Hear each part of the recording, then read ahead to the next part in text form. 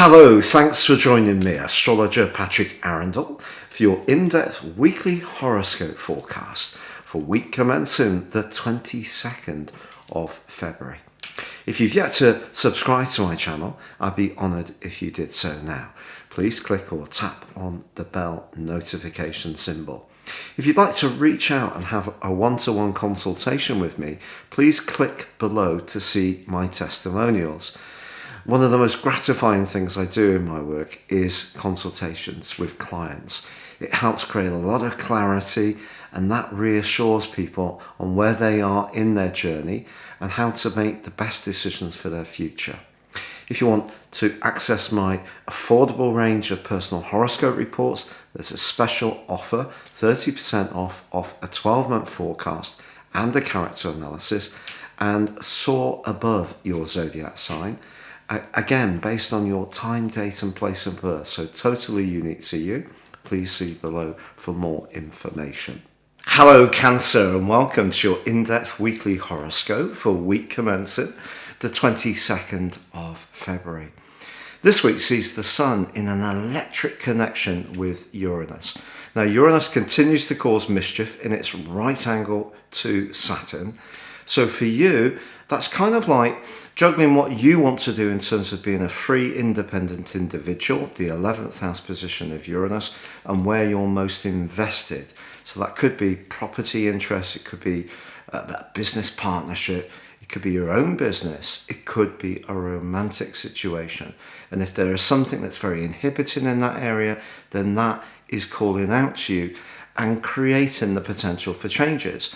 But the Sun, now in the sign of Pisces, is asking you to think in a more expansive way, and that's linking brilliantly to Uranus in that sector of your future. So even though there's that underlying tension, you're given an opportunity to find the ways to actually transform things, but it's probably going to be by pushing outside, for all of us, outside our comfort zone.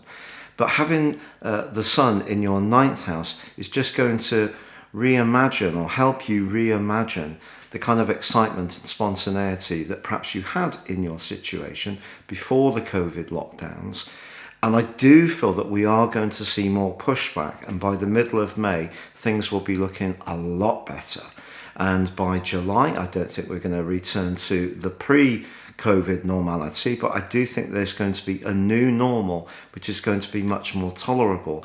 And part of that is going to see travel. But the 9th house isn't just about travel, where the Sun is, and Neptune. It's also about expanding our thinking. It's about higher philosophies.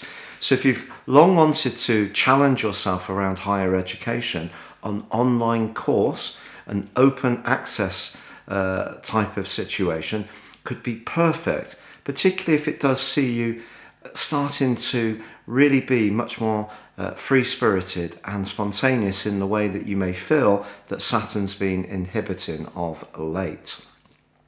Now, Venus does continue its square with Mars this week before moving into the sign of Pisces on Friday.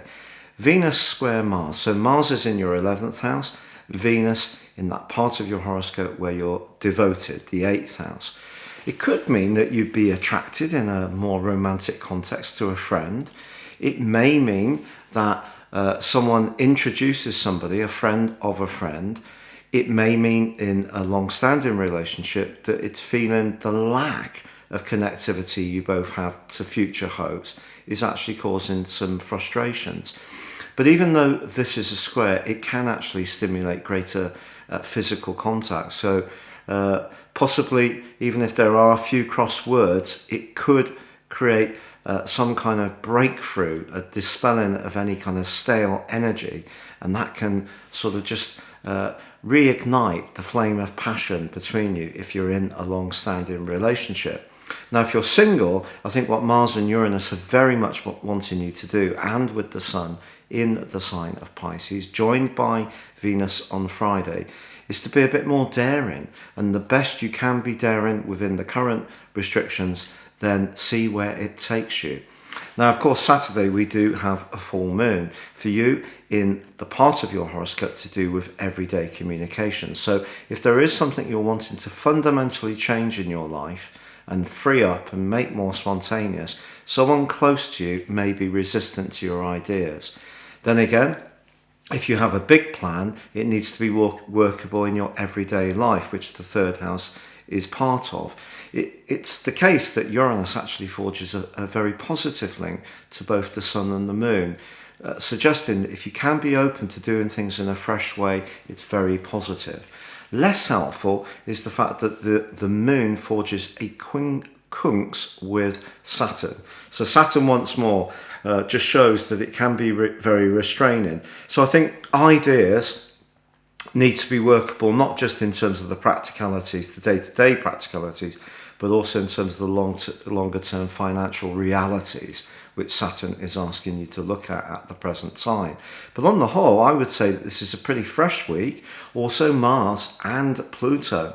I should say this, Pluto in your sector of relating and Mars in that sector of the future are forging a very dramatic and enabling trine.